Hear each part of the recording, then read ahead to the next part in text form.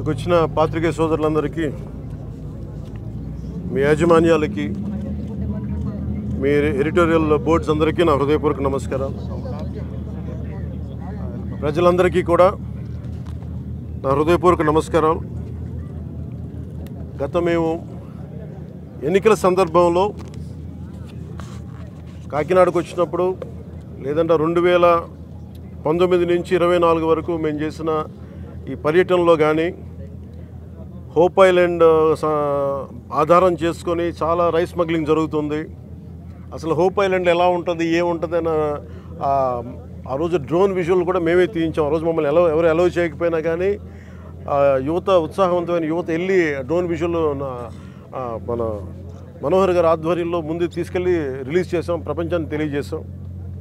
అలాగే ఎన్నికల సమయంలో కొండబాబు గారు కానీ, మనోహర్ గారు కానీ, మిగతా తూర్పుగోదావరి జిల్లా నాయకులందరం కూడా, రాష్ట్ర నాయకులందరూ కూడా ఇది ఒక స్మగ్లింగ్ ఒక హబ్ అయిపోయింది, దీన్ని నిలువరించాలి ఇక్కడి నుంచి. నేను చాలా సందర్భాల్లో నేను మాట్లాడుతున్నప్పుడు, ఉదాహరణకి నేను 31,000 మంది ఆడపిల్లలు అదృశ్యం అయిపోయారు, దీని గురించి ఎవరు మాట్లాడలేదంటే ముందు నన్ను చాలా వెటకారం చేశారు, దోషం చేశారు. అది కేంద్ర హోంమంత్రిత్వ శాఖ పార్లమెంట్లో చెప్పినప్పుడు కానీ అది నిర్ధారణ కాలేదు. అంటే రీసెర్చ్ చేయకపోతే వచ్చే సమస్యలు. ఈరోజున మేము కూడా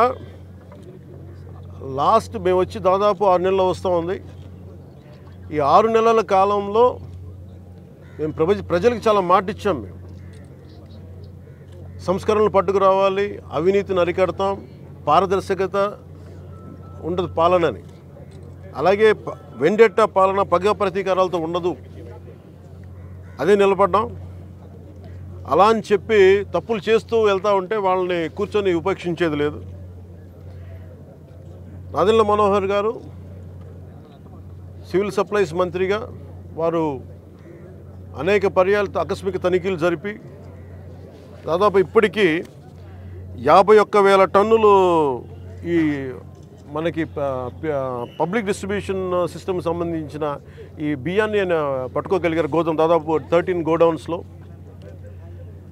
కొండబాబు గారు కొన్ని సంవత్సరాల నుంచి చెప్తా ఉన్నారు, ఈ స్మగ్లింగ్ అరికట్టాలి, అవినీతికి మయమైపోయింది కాకినాడ పోర్ట్ అని.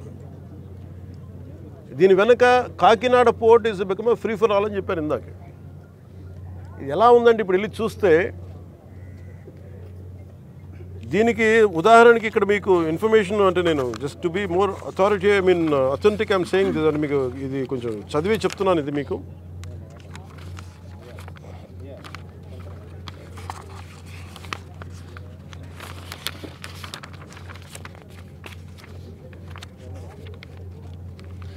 కాకినాడ పోర్టుకి రోజుకి 1000 నుంచి 1100 లారీలు వస్తాయి. ఇది ప్రపంచంలో వివిధ ప్రాంతాలకి బియ్యం ఎగుమతి చేసే ఆ పోర్టులో చాలా కీలకమైనది.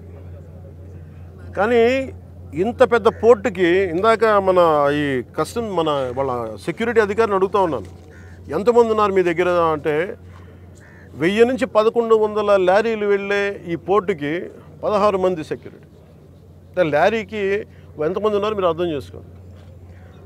అసలు విచిత్రంగా మనోహర్ గారు పట్టుకొని కేసులు పెట్టి అధికారులకి చెప్పినా కానీ, అటు పోలీస్ కానీ, రెవెన్యూ కానీ, సివిల్ సప్లైస్ కానీ యాక్షన్ చాలా నామమాత్రంగా తీసుకుంటా ఉన్నాను. నేను చాలా సందర్భాల్లో ఆయన అడుగుతూ ఉన్నాను, క్యాబినెట్ మీటింగ్స్లో అడిగాను ఏం జరుగుతుందని. నేను ఒకటే ఏం చెప్పానంటే, ఇందాక మన మనోహర్ గారికి వీళ్ళకి మనం ఏ యాక్షన్ కనుక మనం ముందుకు తీసుకెళ్ళకపోతే, వీళ్ళు ఇన్ని మాటలు చెప్పి దీన్ని ఏమీ ముందుకు తీసుకెళ్ళలేదేంటి అన్న అపవాదం మనందరి మీద ఉంటుంది. మన ఇంటెన్షన్ వేరు, జరుగుతుంది వేరు, మన యాక్షన్స్, దాని కాన్సిక్వెన్సెస్ సరిగ్గా వీళ్ళు సహకరించట్లేదు. ఇది ప్రజల దృష్టిలో పెట్టాలి. ఇది నిన్న ఢిల్లీ నుంచి వచ్చి, అసలు యాక్చువల్లీ ఈరోజు నాకు ఈ ప్రోగ్రాం లేదు. నాకు ఈ రోజున నిన్న రాత్రి స్టెల్లా అనే షిప్లో ఇన్ని 100 టన్నులు పట్టుకున్నారు, పనామాకు సంబంధించిన స్టెల్లా అనే షిప్లో. అలాగే ఇక్కడ దాదాపు 1060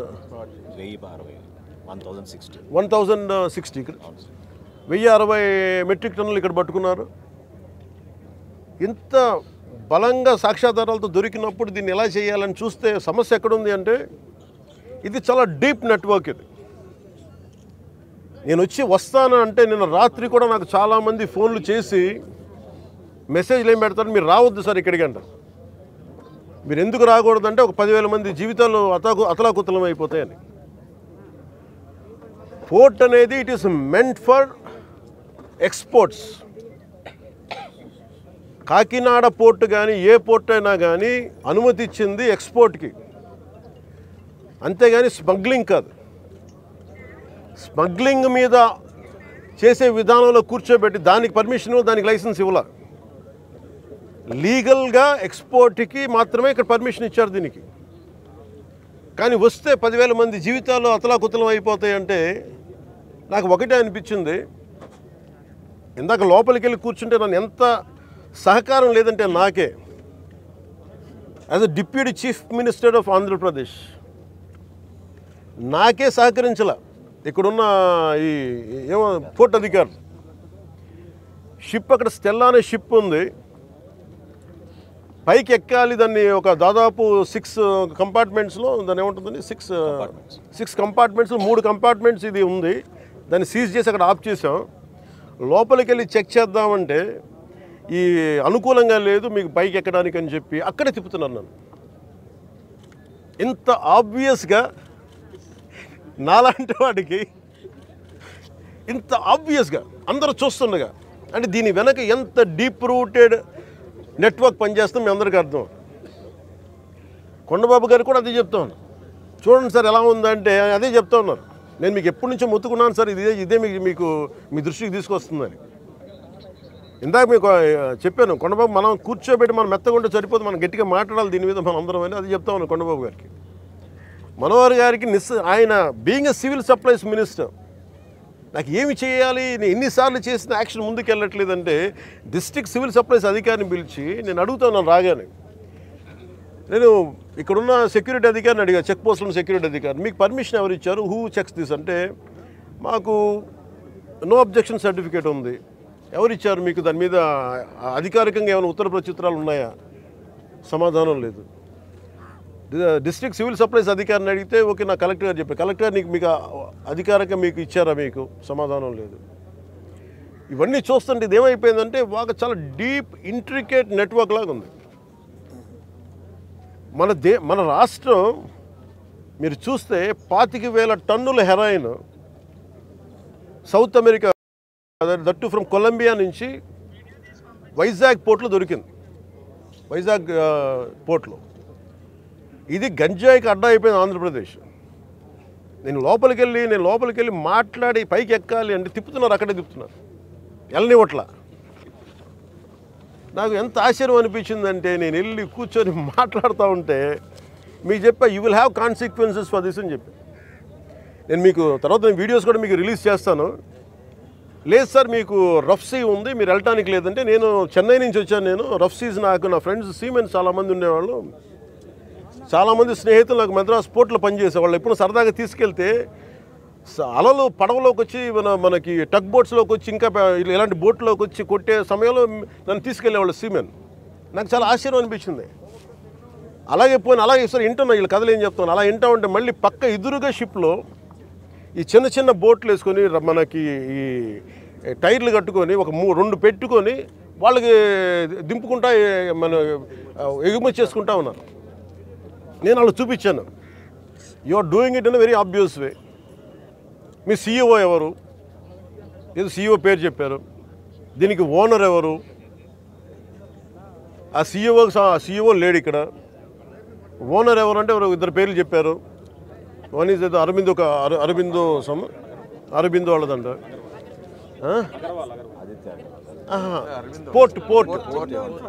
పోర్ట్ ఎవరి కంట్రోల్లో ఉంది?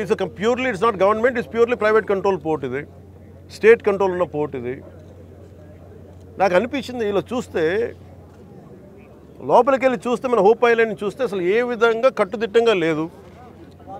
975 కిలోమీటర్ కోస్ట్ లైన్ ఆంధ్రప్రదేశ్కి. India is going to be trillions of dollar, almost Modi గారు చెప్పిన $7 trillion ఎకానమీ ఉంది దీనికి భవిష్యత్తు. ప్రపంచ దేశాలు మనల్ని ఎదగనిస్తాయా లేదా, మన బలహీనతలు ఏంటని చూస్తారు. ఆంధ్రప్రదేశ్ కోస్ట్ లైన్ మనకు ఎంత బలమో అది మనకంత బలహీనత కూడా. ఎందుకు చెప్తున్నాను ఈ మాట అంటే, వైజాగ్కి పాకిస్తాన్ నుంచి వచ్చిన ఆ యుద్ధ సమయంలో మీకు గజనీ సబ్మెరీన్ చూడొచ్చు. నేను చెప్పాను ఈ రోజున మీకు ఇది పీడిఎస్, ఈ పబ్లిక్ డిస్ట్రిబ్యూషన్ రైస్ తాగదు స్మగ్లర్లు చేసేది. ఆర్డిఎక్స్లు ఇంపోర్ట్ చేసుకోవచ్చు. ఓఎన్జీసీ ఇలాంటి గ్యాస్ నిక్షేపాలు ఉన్న చాలా కీలకమైన ఇన్స్టిట్యూట్ మనకి వ్యవస్థలు సంస్థలు ఉన్నాయి ఇక్కడ. ఒక 100 కిలోల ఆర్డిఎక్స్ని తెచ్చేసుకుని ఎవరు చూసేవాళ్ళు ఎవరు లేడు, నాదుడు లేడు. It is not just about public distribution సంబంధించిన రైస్ సంబంధించిన ఒక్కటిదే కాదు ఇది. సో మ్యారిటైమ్ సెక్యూరిటీ ఇష్యూస్ కూడా ఉన్నాయి దీనికి. మ్యారిటైమ్ సెక్యూరిటీ ఎక్కడుంది, మ్యారిటైమ్ పోలీసింగ్ ఎక్కడుంది? ఈ పోర్టు ఫ్రీ ఫర్ ఆల్ అయిపోయింది. ఉగ్రవాదులు కసాబ్ లాంటి వాడు ఎలా వచ్చాడు, ఎక్కడ మనకి కరాచీ నుంచి బోట్లో వచ్చి కాల్ చేశాడు. ఇండియాకి చాలా వల్నరబుల్ పాయింట్ అయిపోయింది మన దగ్గరికి వచ్చి ఉగ్రవాదులు వచ్చి రావడానికి. ఇది కేవలం నేను ఒక పీడిఎఫ్ మన ఈ పబ్లిక్ డిస్ట్రిబ్యూషన్ సిస్టమ్ రైస్ సంబంధించి ఒకటే నేను మాట్లాడలేదు. వెరీ వల్నరబుల్ రిపోర్ట్ ఇది. ఎవరు దీన్ని పట్టించుకునే ఇది లేదు. ఎస్పీ గారికి నేను వెరీ బిగినింగ్ రోజున చెప్పాను. ఎస్పీ గారికి నేనే స్వయంగా పిలిచి చెప్పా, ఇది వల్నరబుల్గా ఉంది report, please focus on it అంటే ఇప్పుడు దాకా రిపోర్ట్ లేదు నాకు. ఇంకా కలెక్టర్ గారు ఇంకొంచెం ఇనిషియేటివ్ తీసుకొని చేయబట్టి మా మనోహర్ గారు, కొండబాబు గారు వీళ్ళందరూ కూర్చొని ఒక టీం లాగా పనిచేసి ఈ రోజు నేను పట్టుకోగలిగారు. మనకి మన సుధీర్ గారు కూడా సివిల్ సప్లైస్ చైర్మన్, ఆయన కూడా మీరు ఎంత పట్టుకున్నారండి నిన్న? ఇప్పుడు ఇది సమస్య ఎక్కడుందంటే, first public distribution system rice నిజంగా బిలో పవర్టీ లైన్లో ఉన్న వాళ్ళకి కనీసం వాళ్ళకి అవసరానికి తిండి కానీ ఇవన్నీ అందించడం, బియ్యం. అలాగే రైతుకి వాళ్ళకి స్థిరీకరణ, వాళ్ళకి ఏంటంటే వాళ్ళకి స్టెబిలిటీ ఇవ్వడానికి, గిట్టుబాటు ధర ఇవ్వడానికి ప్రభుత్వం కొనే విధానం ఇది. దీనిని దాదాపు 43 రూపాయలు ఖర్చు అవుతుంది, 43 రూపాయల 50 పైసలు ఖర్చు అవుతుంది ఒక్కొక్క కిలోకి. అది గవర్నమెంట్ సబ్సిడైజ్డ్ ప్రైస్ తోటి 2 రూపాయలు జీరో. మొన్నదాకా రూపాయి 2 రూపాయలు ఉంటే ఇప్పుడు అది కూడా లేదు, పూర్తి అసలు జీరో. వీళ్ళు 1300 వ్యాన్లు ఏవో పెట్టేసి గత ప్రభుత్వం, ఇదివరకన్నా వెళ్ళి రేషన్ షాప్ డీలర్ దగ్గరికి పంపించేవాళ్ళేమో, కానీ ఈ ప్రభుత్వం వచ్చాక ఇప్పుడు ఏమైపోయింది, ఆ ration direct vans has become బస్తాలు వేసుకురావడం, పంపించేయడం, ఆ లబ్ధిదారులకే 300 రూపాయలు ఇవ్వడం. ఇది ఏమైపోయింది, ఇది అందరికీ ఒక ఆలవాలం అయిపోయింది, సోర్స్ ఆఫ్ ఇన్కమ్ అయిపోయింది. కొన్ని వేల కోట్లు దీని నుంచి వెళ్ళిపోతూ ఉన్నాయి. దారుణంగా ఆఫ్రికా దేశాల్లో దీన్ని 70 రూపాయలకి అమ్ముతారు. ఇందులో ఎవ్వరు చేసింది ఏం లేదు. 70 రూపాయలకి 73 రూపాయలకి అమ్ముతారు కేజీ.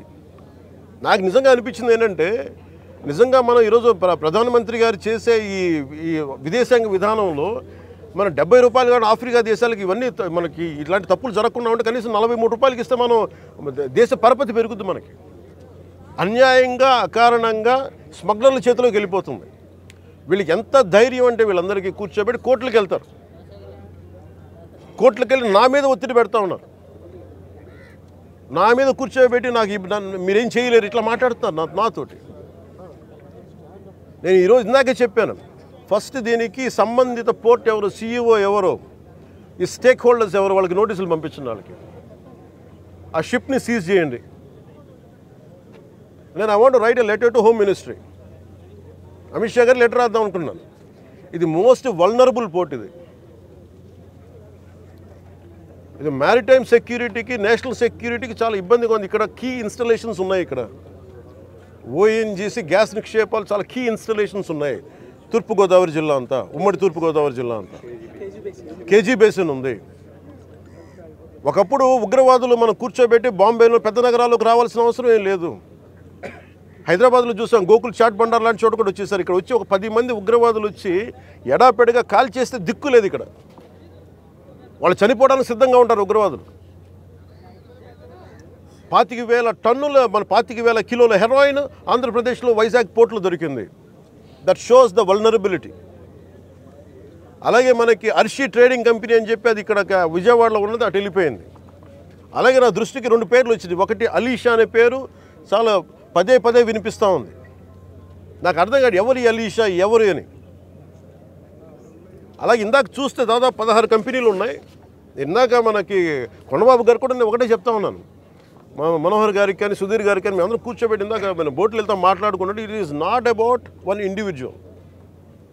స్మగ్లింగ్ అలవాటు అయిన వాళ్ళు, క్రిమినల్ యాక్టివిటీస్కి అలవాలం అయిపోతే tomorrow it will be RDX, tomorrow it will be weapons, tomorrow it will pose as a great threat for national security. చేతులు గాలేక ఆకులు పట్టుకున్నట్టు ఉంటుంది.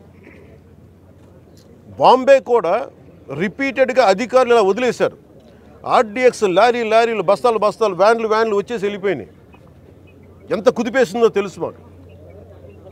సో అందుకని ఇంకా ఆగాలి, ఇలాంటివి చెప్పాలనేది నేను ముఖ్యమంత్రి గారి దృష్టికి ఆల్రెడీ చెప్పాను నేను.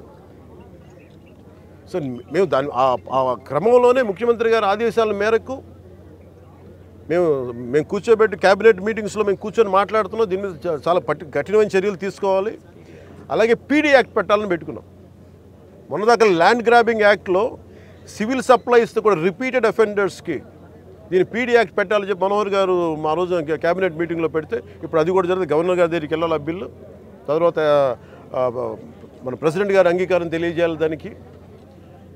ఈ లోపు అన్ని వచ్చిన తర్వాత చేద్దాం అనుకునే లోపు ఇప్పుడు చూస్తే ఇంత మొత్తంలో పట్టుబడ్డప్పుడు మాకు ఖచ్చితంగా దీన్ని ప్రజల దృష్టికి తీసుకెళ్ళాలి దీన్ని. ఎందుకంటే ఒకవైపు ఫీజు రీఎంబర్స్మెంట్లకి డబ్బులు లేవు, పథకాలకి చేయడానికి కింద మీద పడుతున్నాం, రోడ్లు గుంతలు పూడ్చడానికి డబ్బులు లేవు. కానీ వీళ్ళ దగ్గర మటుకు వేల కోట్లు ప్రభుత్వం కష్టంతో మీ అందరి ట్యాక్సులతోటి, ప్రజలందరి ట్యాక్సులతోటి కొన్న డబ్బులతో ఇచ్చిన ట్యాక్సులతోటి డబ్బులు తీసుకొని మనం బియ్యం కొంటే ఆ బియ్యం తీసుకెళ్ళి రూపాయి పెట్టుబడి లేకుండా వేల కోట్లు సంపాదిస్తూ ఉన్నారు. There should be a major crack down on this. దీనికి మన భేదం లేదు. దీనికి అధికారులు కాదు, పొలిటికల్ వ్యవస్థ కాదు, ఎవరైనా సరే ఇది చాలా స్టర్న్ యాక్షన్ అయితే తీసుకోవాలి.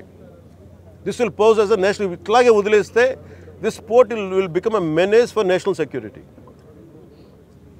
గత ప్రభుత్వం నేను మొత్తుకుంటా ఉన్నాం, మేము ఇబ్బందిగా ఉంది మాట్లాడి. నేను నాకు ఎంత ఆశ్చర్యం, ఎంత డీప్ రూటెడ్ నెట్వర్క్ అంటే నేను వస్తానంటే నన్ను ఇప్పటికీ 2 months నుంచి ఆపేశాను, నన్ను రానివ్వకుండా.